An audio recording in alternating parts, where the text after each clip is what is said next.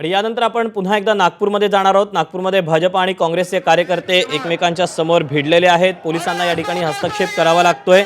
या ठिकाणी प्रियंका गांधींची रॅली रोड शो पार पडत होता आणि या दरम्यानच दोन्ही पक्षाचे कार्यकर्ते हे समोरासमोर आलेले आहेत। भाजप कार्यकर्ते काँग्रेसचा प्रचार हिंदू विरोधी असल्याचं सांगत विरोध करतायत, तर काँग्रेसचे कार्यकर्ते या ठिकाणी भाजप विरोधी घोषणा देत आहेत। त्यामुळे आता पोलिसांनी या ठिकाणी सौम्य बळाचा वापर करून दोन्ही पक्षांच्या कार्यकर्त्यांना एकमेकांपासून दूर केलेला आहे।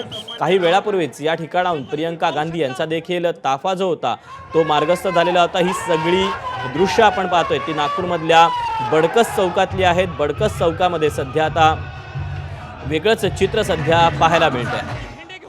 रोड शोच्या दरम्यान काँग्रेस आणि भाजपचे कार्यकर्ते आहेत ते समोरासमोर आलेले होते। दोन्ही बाजूकडनं जोरदार घोषणाबाजी करण्यात आलेली होती। दोन्ही पक्षाचे कार्यकर्ते समोर आल्यानंतर आता पोलिसांना देखील यामध्ये हस्तक्षेप करावा लागला आणि पोलिसांनी सौम्य बळाचा वापर करत दोन्ही पक्षांना दूर केलेला आहे। पण भाजपचे कार्यकर्ते हे काँग्रेसचा प्रचार हिंदूविरोधी असल्याचं सांगून विरोध करतायत, तर दुसरीकडे काँग्रेसचे कार्यकर्ते देखील भाजपच्या विरोधात जोरदार घोषणाबाजी करतायत। आपण बडकस चौकात जाऊयात। रजत वशिष्ठ आपल्यासोबत आहे। रजत, आत्ता सध्याचं बडकस चौकातलं काय नेमकं चित्र आहे, काय नेमकं घडतंय बडकस चौकात? आणि अवघ्या काही क्षणापूर्वीपर्यंत या ठिकाणी मोठा राडा होता, मात्र पोलिसांनी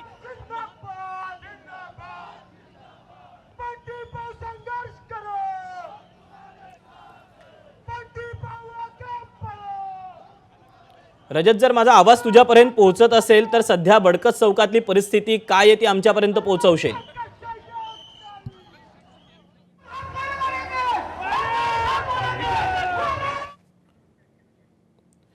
रजतचा फोन आपल्यासोबत संपर्क जो होता तो कट झालेला होता। आपण पुन्हा एकदा संपर्क त्याच्याशी साधलेला आहे। रजत, सध्या बडकस चौकामध्ये काय चित्र पाहायला मिळतंय, काय वातावरण आहे?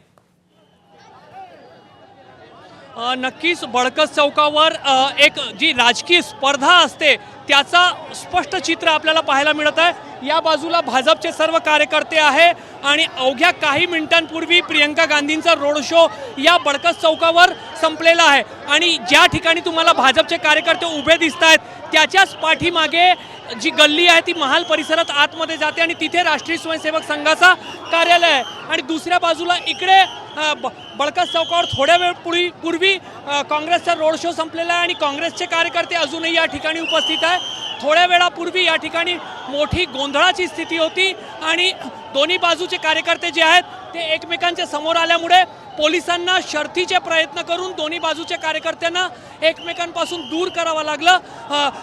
काही मिनिटं या ठिकाणी गोंधळाची संपूर्ण परिस्थिती निर्माण झालेली होती आणि दोन्ही बाजूचे कार्यकर्ते आपापल्या पक्षाच्या समर्थनार्थ घोषणा देत होते आणि त्यामुळे दोन्ही पक्षाचे कार्यकर्ते जवळ येणार नाही आणि त्यांच्यामध्ये कुठल्याही पद्धतीचा राडा होणार नाही यासाठी पोलिसांना खूप प्रयत्न करावे लागले आणि सध्या परिस्थिती नियंत्रणात आहे। मात्र दोन्ही बाजूचे कार्यकर्ते राजकीय स्पर्धेतून एकमेकांच्या विरोधात आणि आपापल्या पक्षाच्या समर्थनार्थ जोरदार घोषणा देत आहेत। रजत, ज्यावेळेला प्रियंका गांधी या ठिकाणी पोहोचलेल्या होत्या त्यावेळेला देखील जोरदार घोषणाबाजी झाल्याचं समजतंय।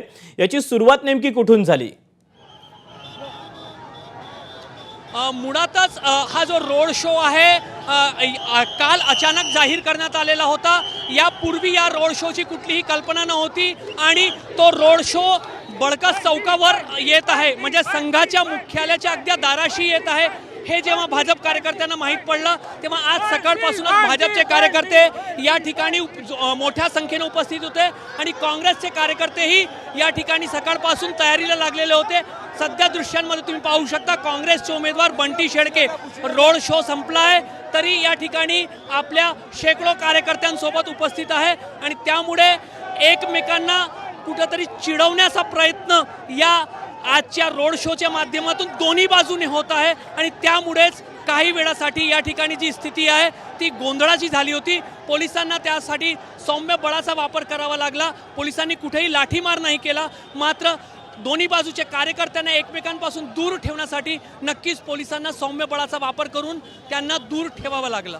खरं तर बडकस चौकाचा हा सगळा मध्यवर्ती भाग आहे, त्यामुळे स्वाभाविकच या ठिकाणी सध्या वाहतूक कोंडी देखील मोठ्या प्रमाणात झालेली पाहायला मिळते। पोलिसांची या कार्यकर्त्यांकडून कशा पद्धतीने समजूत काढली जाते? नक्कीच बळकस चौक अत्यंत व्यस्त चौक आहे आणि तुम्ही पाहू शकता की आताही संध्याकाळी रोड शो संपल्यानंतर इथली जी स्थिती आहे ती पूर्वपदावर आलेली नाही आहे. वाहतूक जी आहे ती सुरळीत झालेली नाही आहे. त्यामुळे पोलिसांना खूप मोठे प्रयत्न जे आहेत ते या ठिकाणी करावे लागले. मात्र आता लवकरच या ठिकाणची स्थिती सुधारावी आणि पूर्वपदावर यावी यासाठी पोलीस जे आहे ते प्रयत्न करत आहे. हळूहळू जी वाहतूक आहे ती जी आहे ती पूर्वपदावर येत आहे. पुढील काही मिनिटांमध्ये स्थिती आणखी या ठिकाणी सुधारू शकेल अशी अपेक्षा आहे.